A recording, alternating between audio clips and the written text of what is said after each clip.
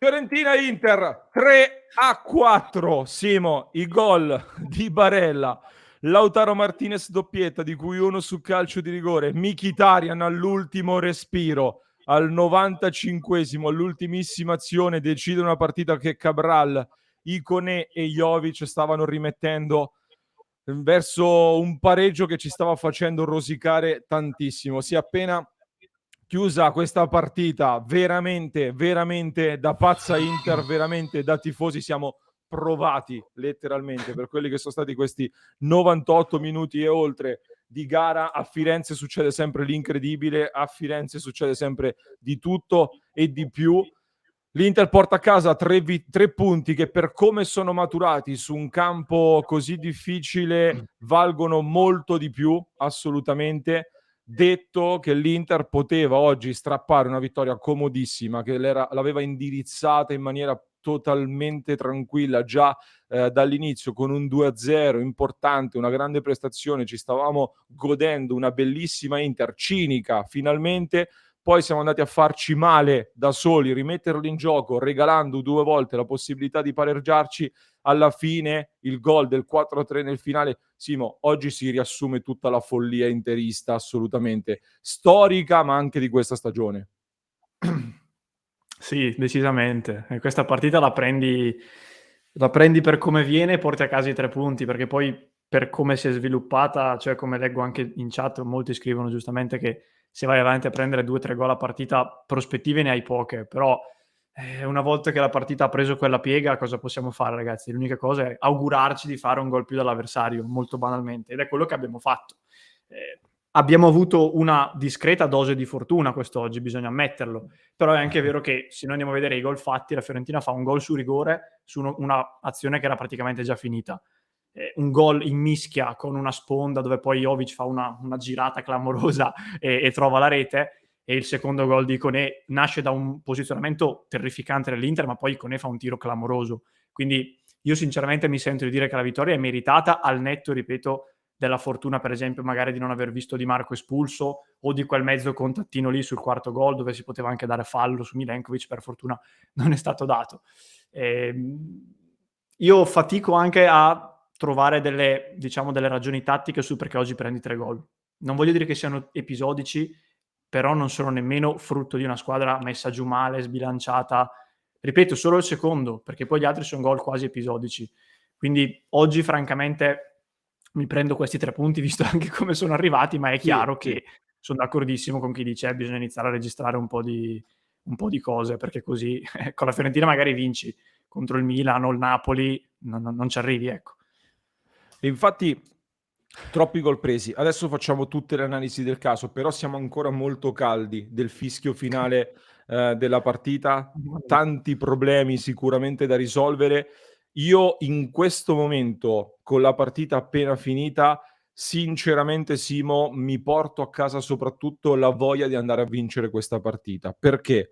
Perché di quest'Inter abbiamo sempre sottolineato in questa prima parte di stagione i problemi soprattutto mentali, e la mentalità, una volta preso il gol, avevamo visto dell'Inter che spariva, e anche oggi l'Inter sostanzialmente è un po' sparita dopo il gol, o comunque ha avuto delle difficoltà e ci siamo fatti riagguantare 2 volte, ma per 2 volte farsi riagguantare e riportarsi in vantaggio e andare a vincere la partita così, questa è la cosa che personalmente mi porto in maniera più importante via da questa partita qui, perché del vincere partite sporche abbiamo sottolineato spesso come altre squadre con cui stiamo lottando lì in avanti stanno vincendo tante partite anche sporche, e dicevamo che anche noi dovevamo iniziare a vincere delle partite così. Ovviamente se potevamo portarcela a casa con il 2-0 comodamente, tutti quanti eravamo assolutamente più contenti, senza alcun dubbio, però la voglia che si è vista alla fine, l'ingresso di Dzeko, parliamo dell'ingresso di Edin Dzeko, che ha fatto un ingresso devastante per me ai fini poi anche del risultato. Questa cosa è una cosa che secondo me va assolutamente considerata. La voglia di andare a vincere, l'abilità e anche il pizzico di fortuna che però aiuta gli audaci, come si dice sempre, dell'andarsi a cercare il quarto gol al 95esimo e di trovarlo. Tra l'altro poco prima Mkhitaryan aveva avuto anche un altro un'altra occasione da gol sempre in area di rigore dove non era riuscito a tirare. Detto questo, che secondo me è la cosa più importante, i 3 punti e portarli a casa nonostante tutto, una partita dove vai in vantaggio alla primissima azione con Nicolò Barella che trova un grandissimo gol sfruttando un errore di Biraghi in fase di costruzione. Siamo andati diretti in porta e segniamo. Lautaro Martinez, un gol straordinario da super attaccante in formato mondiale. Dicevo, si vede che sta entrando in clima per il mondiale. Trova il 2-0. Lì hai la possibilità di ammazzare letteralmente la partita e di giocarti 60 minuti senza problemi, senza dover ricorrere a chissà quali imprese, eccetera, eccetera. Invece ci autosabotiamo per l'ennesima volta, come è accaduto spesso in questa stagione. Un cross di Biraghi sul secondo palo, Bonaventura si inserisce clamorosamente solo in area di rigore, si conquista il calcio di rigore con un Di Marco nettamente in ritardo e lì di fatto cambia totalmente la partita, una partita in cui stavamo controllando e stavamo facendo bene e davamo sempre la sensazione di poterli battere, di poterli diciamo di poter far loro male in difesa in ogni momento. Da lì invece l'inerzia della gara è totalmente cambiata ed infatti poi è arrivato il pareggio di Koné, calcio di rigore conquistato da Lautaro Martinez, conquistato Simo Sì, da da Lautaro Lautaro. Martinez, sì, su Terracciano che lo abbatte, lo trasforma. Poi il gol preso ancora da Jovic in una mischia centro area e alla fine il gol di Mkhitaryan all'ultimissimo minuto, fortunato con Venuti che che diciamo gli tira il pallone addosso, diciamo così. E detto questo, Simo, 3 gol presi da questa Fiorentina francamente sono un problema molto grosso. Abbiamo analizzato a lungo questa gara, durante l'avvicinamento, terzo peggior attacco del campionato, soltanto 8 gol fatti. Iconé, dicevamo, molto sterile fin qui, è stato il migliore in campo della Fiorentina, sostanzialmente quello che ha dato il cambio di passo. E Jovic trova un gol nel finale, in mezzo ad una mischia dove riesce a ribattere. Troppi problemi nel assorbire gli inserimenti delle mezzali sul gioco da quinto a quinto sul secondo palo, le chiusure siamo spesso in ritardo da questo punto di vista. E poi io, Simo, in area di rigore anche nel finale li ho visti troppo spesso riuscire ad andare al tiro anche sulla seconda palla, eravamo molto spesso in ritardo. Tante cose dal punto di vista difensivo non hanno funzionato e questo è un problema gigantesco. Sì, io ti dico la verità, oggi fatico a trovare una motivazione chiara. Sarà che siamo anche appunto a caldissimo, quindi ci capisca chi ci sta ascoltando in questo momento. Un'analisi di questo tipo è difficile in questo momento, però, io la motivazione che mi do è che questo tipo di risultato con i 3 gol subiti, queste sofferenze, oggi in particolare nasca proprio dalla scelta di abbassarsi molto, soprattutto nel finale, con questo 5-4-1 e provare a ripartire, perché comunque la squadra io l'ho vista mentalmente in partita per tutto il tempo. Non è successo Sì, come in altre partite scorse dove prendi il primo, ti sciogli e gli altri li prendi quasi di inerzia.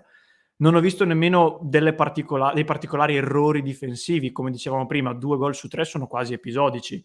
Per esempio De Vrij, che secondo me ha fatto un'ottima partita, sul gol di Jovic si fa un po' sorprendere, ma fino al secondo primo per me aveva fatto un'ottima partita.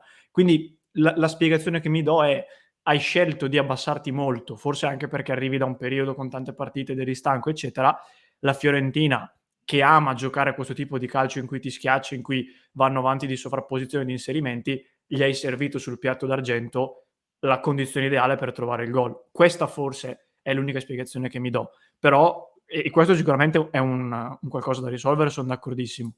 Torno al volo anche su quello che hai detto prima, del fatto di andare a cercare la vittoria, perché questo è una cosa estremamente importante. Cioè col Barcellona a Barcellona prendi il 3-3 al 92esimo tipo e vai a fare l'occasione della vittoria dove di fatto non vinci solo perché sbaglia il tiro Aslani, però l'occasione ce l'hai.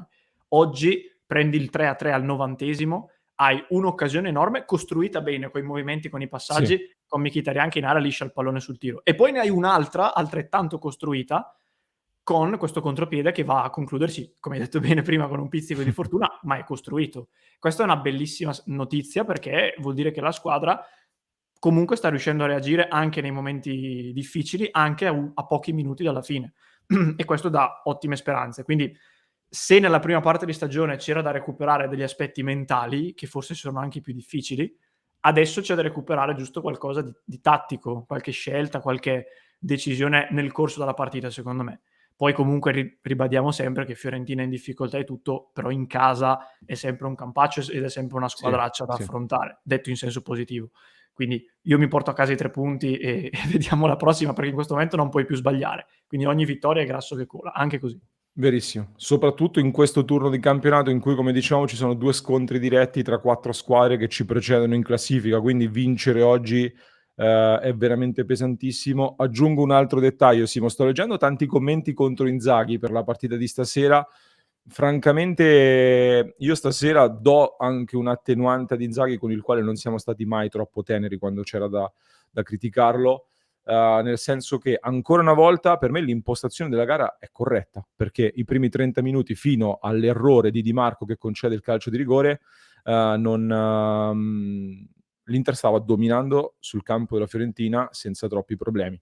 Poi ci siamo un po' svuotati dopo il gol subito sul calcio di rigore e a livello di cambi sinceramente oggi c'era anche poca roba, oggettivamente parlando in panchina, perché in attacco l'unico cambio che c'era era Dzeko, che poi è entrato e per me è stato probabilmente tra i migliori in assoluto perché ha svoltato l'inerzia della gara dal punto di vista offensivo.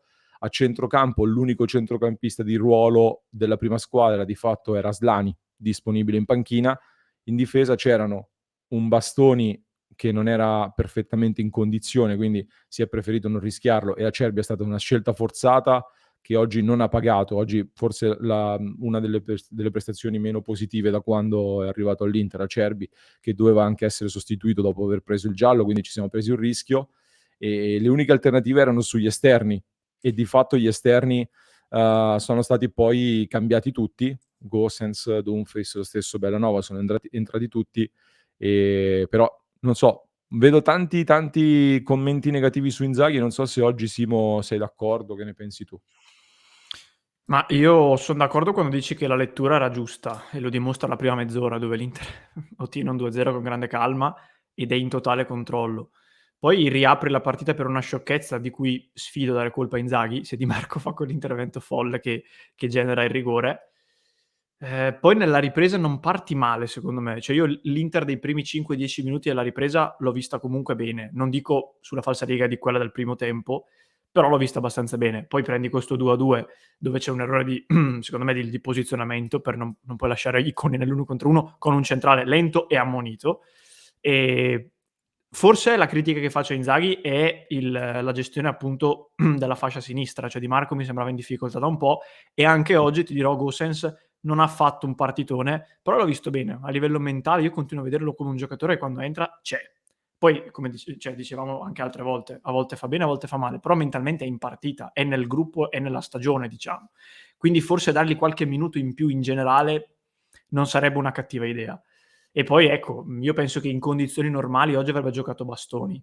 Non era evidentemente a posto fisicamente, allora ha giocato Acerbi, però oggi ha fatto fatica Acerbi. Però appunto l'alternativa qual era? O abbassi Di Marco, ed è ancora peggio nella giornata di oggi, oppure fai giocare Sì, Acerbi, non è che c'erano alternative. sì, sì, sì. Quindi sicuramente delle cose da rivedere anche da parte sua, però non gli darei tutte le responsabilità di questo risultato ottenuto nel finale, diciamo.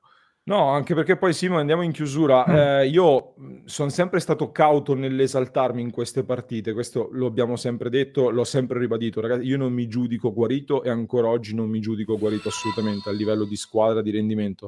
Però questa secondo me è una serata su un campo che nonostante le difficoltà della Fiorentina, questo risultato secondo me è, un po' di diciamo di trucco sopra quella che è stata la prestazione lo mette. Un po' di non so vabbè, non so i termini tecnici di trucco, però qualcosina nasconde dei problemi che si sono visti, a livello di gioco in questa partita. Io credo anche che la condizione fisica oggi sia stata abbiamo visto la squadra chiudere tutti sulle gambe praticamente. Cialanoglu non ne aveva più, Lautaro Martinez è uscito, era sulle gambe, proprio piegato, ad un certo punto della gara.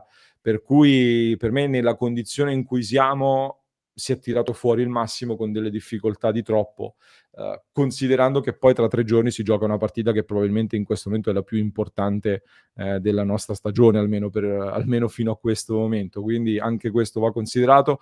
Per il resto bisognava vincere, l'Inter lo ha fatto, io poi dopo analizziamo con calma nelle prossime ore. Per il momento mi prendo questo e me lo prendo perché una vittoria così può darti tanto stimolo sicuramente.